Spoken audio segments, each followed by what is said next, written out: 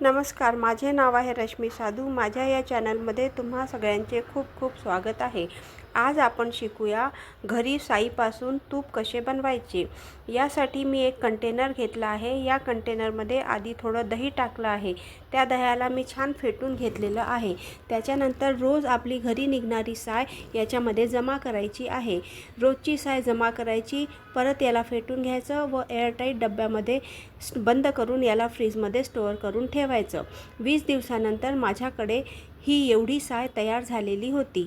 आता या साईला मी सकाळीच फ्रीजच्या बाहेर काढून ठेवलेलं आहे व नॉर्मल टेम्परेचरवर आल्यावर प्रोसेस सुरू केलेली आहे। याला 3 बॅचमध्ये मी मिक्सरच्या पॉटमधनं छान फेटून घेतलेलं आहे। त्याच्यात थोडं थंड पाणी टाकत जायचं व फेटून घ्यायचं।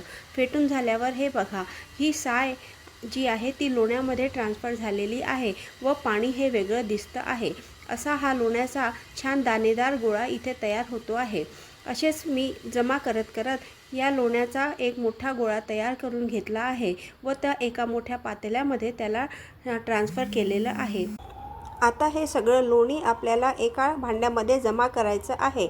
जमा केल्यावर या लोण्याच्या गोळ्याला 3 ते 4 पाण्याने स्वच्छ धुवून घ्या। आता बघा, हा लोण्याचा एक गोळा इथे तयार झालेला आहे। या लोण्याच्या गोळ्याला 3-4 पाण्याने मी स्वच्छ धुवून घेतलेलं आहे व गॅसवर जर्मनचं पातेलं ठेवलं आहे। त्या पातेल्यामध्ये आता आपण हा लोण्याचा गोळा टाकू व याला तापवायला सुरुवात करू।